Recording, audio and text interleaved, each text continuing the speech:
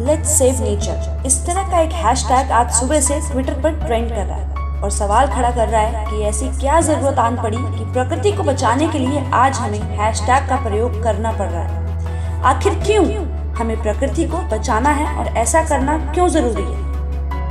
आप में से कुछ लोग बहुत समझदार होंगे, पर जो ना समझ हैं और जो ये नहीं जानते कि पर्यावरण हमारे लिए कितना जरूरी है, तो उनको ये वीडियो जरा ध्यान से देखने की जरूरत है। प्रकृति मात्र एक शब्द नहीं, बल्कि हम सब प्रकृति का हिस्सा हैं। जल, वायु, अग्नि, पेड़, जानवर, इंसान और ये धरा, हम सब प्रकृति के अंश हैं।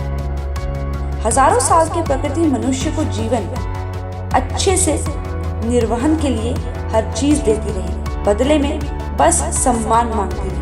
पर कुछ लालचियों ने इसका शोषण करना शुरू कर दिया और आज यह नौबत आ गई कि हजारों बीमारी, आपदाएं हमारे आसपास मंडरा रही हैं और हम बेफिक्र होकर घूम रहे हैं। पिछले दिनों आपने एक भयावह बीमारी देखी, जो एक उदाहरण था कि जब आप प्रकृति का शागा शोषण करते हैं तो आपको यह सब देखने को मिल सकता है।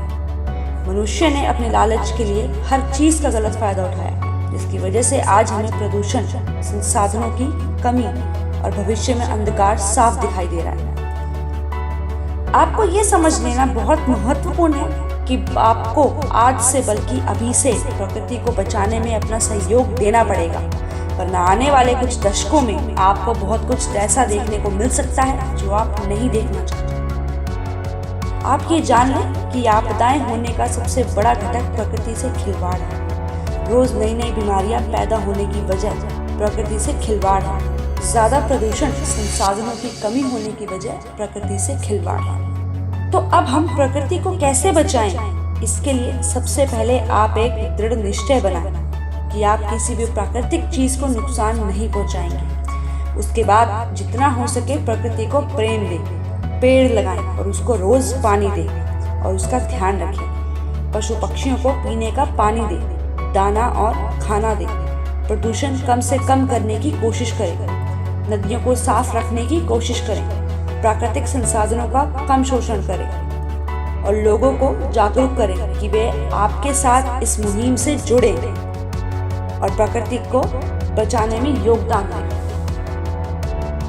आज विश्व भर ये बात जान चुका है कि हम जितना शोषण प्रकृति का करेंगे तो प्रकृति भी हमसे बदला लेगी। प्रकृति हमारे बिना जी सकती है, लेकिन हम प्रकृति के बिना नहीं जी सकते। आज विश्व भर में प्रकृति को बचाने के लिए अलग अलग अभियान चलाए जा रहे हैं और संपूर्ण विश्व आज इस मुहिम में एक दूसरे का साथ दे रहा है। आज के विषय के लिए एक उदाहरण लीजिए, भूटान का। जी हाँ, भूटान विश्व का एकमात्र देश है जो कार्बन नेगेटिव है। 7.63 लाख की आबादी वाले इस देश ने ऐसा क्या किया कि यह भूटान विश्व का एकमात्र देश है जो कार्बन नेगेटिव है। सोचने वाली बात है और थोड़ी शर्म की भी कि यह एक छोटा सा देश वो कर पा रहा है जो सारा विश्व मिलकर नहीं कर पा रहा। जी हाँ, भूटान करीब 1.5 मिलियन टन कार्बन पैदा करता है, पर भूटान का एनवायरनमेंट करीब 6 मिलियन टन कार्बन सोख लेता है, जिसकी वजह से भूटान विश्व का एकमात्र ऐसा देश है जो कार्बन नेगेटिव है। और इसका श्रेय जाता है भूटान के संविधान, जिसमें साफ लिख दिया है कि देश का करीब 60% हिस्सा फॉरेस्ट रिजर्व के लिए रखा गया है और यह कभी कम नहीं किया जाएगा। ग्रॉस डोमेस्टिक प्रोडक्ट की जगह आपको ग्रॉस हैप्पीनेस देखने को मिलेगी, जो कि भूटान की सफलता का एक बड़ा कारण है। ग्रॉस नेशनल हैप्पीनेस 1970 के दशक में महामहिम भूटान के चौथे राजा जिग्मे सिंगमे वांगचुक द्वारा बनाया गया एक शब्द है।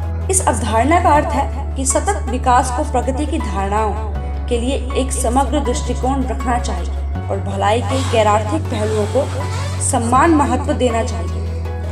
भूटान की राजा और सत्ता का आज भूटान की सफलता में बहुत बड़ा हाथ है।